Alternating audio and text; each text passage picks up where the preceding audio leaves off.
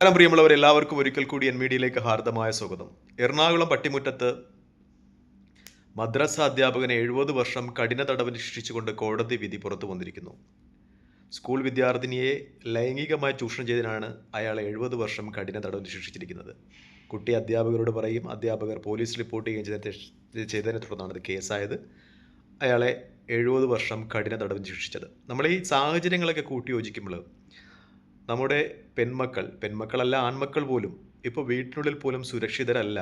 പിന്നെയാണോ മദ്രസകളിലും അതുപോലെ സ്കൂളുകളിലും എന്ന ഒരു വിലയിരുത്തൽ നമ്മൾ നടത്തേണ്ടതാണ് ഏറ്റവും വലിയ കാര്യം. മിക്കപ്പോഴും അവരെ ആളുകളുമായിട്ട് അധികം ഇടപഴകുന്നതിൽ നിന്ന് ശ്രദ്ധിക്കുക എന്നാണ് എനിക്ക് ഈ അവസരത്തിൽ പറയാനുള്ളത്. വളരെ കണ്ണിങ്ങായിട്ട് മാത്രം നമ്മുടെ കുട്ടികളെ മറ്റുള്ളവരുമായിട്ട് ഇടപഴകുവാൻ അനുവദിക്കുക എന്നാണ് ഏറ്റവും വലിയ ഇമ്പോർട്ടൻസ്. പ്രത്യേകിച്ചും ഇങ്ങനെയുള്ള ലൈംഗിക പീഡനങ്ങൾക്ക് ഇരയാകുന്ന ആൺകുട്ടിയാകട്ടെ പെൺകുട്ടിയാകട്ടെ, ഇപ്പോൾ ആണ് പെണ്ണ് എന്ന വ്യത്യാസമൊന്നുമില്ല. അതുകൊണ്ട് തന്നെ പറഞ്ഞു വരട്ടെ, അവർ ലൈഫിലൊക്കെ ഒരിക്കലും ഇത് അതിജീവിക്കാൻ കഴിയാതെ വലിയ മാനസികാഘാതങ്ങളിലേക്ക് വഴുതി വീഴും.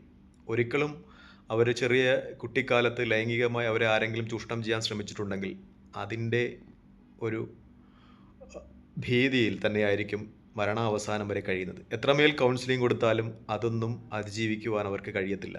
ലൈഫിൽ അവർ എല്ലാ രംഗങ്ങളിലും പരാജിതമായി നിൽക്കുന്ന ഒരവസ്ഥയുണ്ടാകും. അതുകൊണ്ട് തന്നെ നമുക്കറിഞ്ഞുകൊണ്ട് നമ്മളെ കുട്ടികളെ ഇത്തരം ചൂഷണങ്ങൾക്ക് വിട്ടുകൊടുക്കാതിരിക്കുക എന്നാണ് ഏറ്റവും പ്രധാനപ്പെട്ട കാര്യം. ആരുമാകട്ടെ, കുട്ടികൾ അധികമായി ആരുമായി ഇടപഴകുന്നത് അനുവദിക്കാതിരിക്കുക എന്നതാണ് ഏറ്റവും പ്രധാനപ്പെട്ട കാര്യം. നമ്മുടെ കുട്ടികൾ നമ്മുടെ കൺവെട്ടത്ത് തന്നെ ഉണ്ടായിരിക്കട്ടെ എന്നാണ് ഏറ്റവും പ്രധാനപ്പെട്ട കാര്യം. ആരെയും വിശ്വസിക്കാൻ പറ്റാത്തൊരു കാലഘട്ടത്തിലൂടെയാണ് കടന്നു പോകുന്നത്. അതുകൊണ്ട് തന്നെ നമ്മളെ കുട്ടികളാണ് നമുക്ക് ഏറ്റവും ഇമ്പോർട്ടൻസ് എന്ന തത്വം തിരിച്ചറിയുക. ഒന്നുകൂടി ഞാൻ പറഞ്ഞു കൊള്ളട്ടെ, മദ്രസ അധ്യാപനത്തിൻ്റെ രീതിയും അതിൻ്റെ ഭാവവുമൊക്കെ മാറ്റേണ്ട കാലഘട്ടം അതിക്രമിച്ചിരിക്കുന്നു എന്നാണ് എനിക്ക് പറയാനുള്ളത്. മദ്രസകൾ മാത്രമല്ല, എല്ലാ മതപഠന കേന്ദ്രങ്ങളുടെയും, അത് പള്ളികളായാലും അതുപോലുള്ള ചർച്ചുകളായാലും എല്ലാം അതിൻ്റെ ഒരു രീതി തന്നെ മാറ്റേണ്ടതായിരിക്കുന്നു എന്നാണ് എനിക്ക് പറയാനുള്ളത്.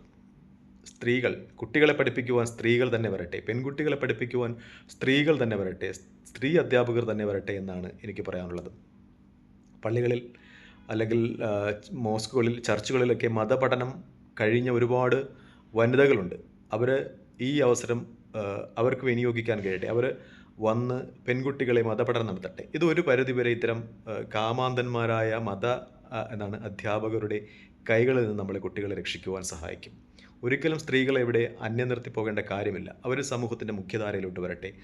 ഒരിക്കലും പള്ളികളിലല്ലല്ലോ ഈ അധ്യാപനം നടക്കുന്നത്. പള്ളികളോട് ചേർന്നുള്ള പള്ളിപ്പുരകളിലാണ്, അല്ലെങ്കിൽ മദ്രസകളിലാണ്. അതുകൊണ്ട് തന്നെ സ്ത്രീകൾ അവിടെ മതാചാര പ്രകാരം അവരുടെ വസ്ത്രങ്ങളൊക്കെ ധരിച്ചുകൊണ്ട് അവർ പെൺകുട്ടികൾക്ക് വേണ്ടി അധ്യാപനം നടക്കുന്നതിൽ ഒരു തെറ്റുമില്ല. ഇത്തരം കാര്യങ്ങളിലേക്ക് നമ്മുടെ മഹല്ല് കമ്മിറ്റികൾ, നമ്മുടെ മതസംഘടനകൾ ശ്രദ്ധ തിരിക്കേണ്ട സമയം അതിക്രമിച്ചിരിക്കുന്നു എന്നാണ് ഞാൻ പറയുന്നത്. കാരണം ഇത് ആദ്യത്തേതോ ഒന്നാമത്തോ രണ്ടാമത്തോ മൂന്നാമത്തോ സംഭവമല്ല.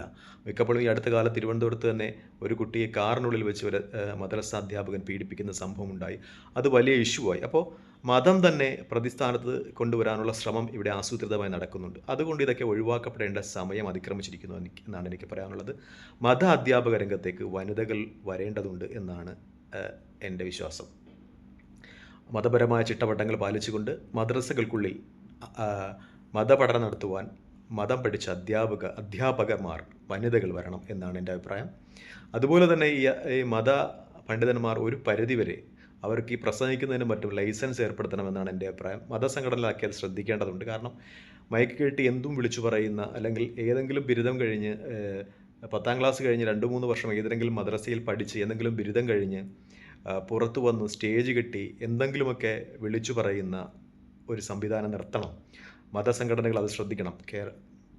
കേരളത്തിൽ സുശക്തമായ മതസംഘടനകൾ, സമസ്തയായാലും അതുപോലുള്ള സംഘടനകളായാലും മത പണ്ഡിതന്മാർ മയക്കുകെട്ടി എന്തും വിളിച്ചു പറയുന്ന ഒരു ലിമിറ്റ് ഏർപ്പെടുത്തണം.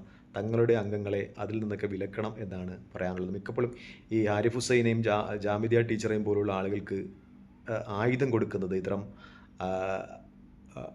വിഡ്ഢിത്തങ്ങൾ വിളിച്ചു പറയുന്ന മതപുരോഹിതന്മാരാണ് എന്നൊരു തത്വം കൂടിയുണ്ട്. അതും ഒരു നിയന്ത്രണം വേണമെന്നാണ് എനിക്ക് പറയാനുള്ളത്.